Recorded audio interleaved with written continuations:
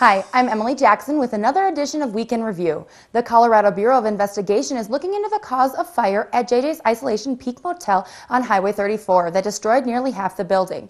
The initial report that the dryer started the fire is still under investigation, according to Grand Lake Fire Chief Michael Long. After putting out the blaze, crews went through the building with a thermal imaging device to detect hotspots, and they also pulled down walls and ceilings to expose hidden fire. Satisfied the fire was exhausted, they left the scene, and mysteriously the building caught fire again and was fully engulfed 2 hours later. The CBI investigation is ongoing. Property valuations in Grand County have declined overall by 18%, according to this year's reassessment, which takes place every odd year. The most recent values are based on sales that occurred during an 18-month period starting in January 2009 and ending in June 2010, a period considered to be at the heart of the recession. Grand County's values are in line with the market conditions throughout the state and a major portion of the nation, according to Tom Waitert from Grand County Assessor's Office. Next year's operating budget will be tight and some services may be affected.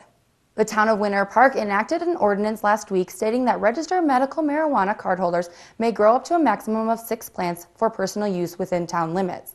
The ordinance also limits households to a maximum of 12 plants per property, regardless of how many cardholders reside there. Police Chief Glenn Traynor told Town Council that he is in favor of the limitation, noting that recently his officers found one situation where a group of people were growing more than 100 plants legally. Drew Nelson said that the town's desire to limit grow operations is for health, land use, and crime concerns.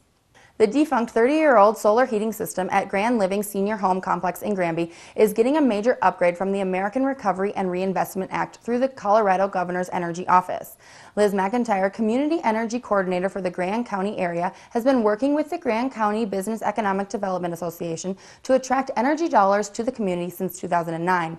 The senior homes in Granby are a major installment of those funds. Construction work on this project is slated to start this month. A handful of Granby eateries are riding high thanks to 2 bicycle tours that rode through town the last couple of weeks. Ride the Rockies and the Bicycle Tour of Colorado brought thousands of spandex-clad toe clippers to town. Remington's Mavericks and Brickhouse 40 had 60 to 90-minute wait times and reported some of the best nights ever. Dino Kaplanis of Brickhouse 40 added, "Coming out of the mud season, these 2 events really gave us a good jump into summer." For more information on what's happening in Grand County, stay tuned to TV 18.